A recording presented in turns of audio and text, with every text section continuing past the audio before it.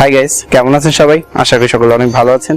তো আজকে আর একটা নতুন ভিডিও নিয়ে হাজির হলাম। আজকের ভিডিওটিতে থাকছে যশোরের একটি ফুল বাগান। যশোরের অনেক ধরনের ফুল চাষ হয়।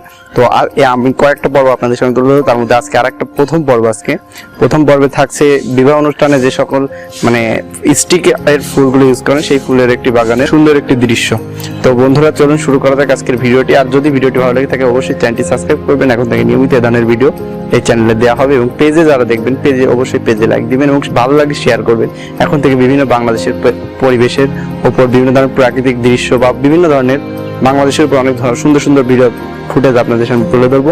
তো বন্ধুরা চলুন শুরু করা যাক আজকের ভিডিওটি।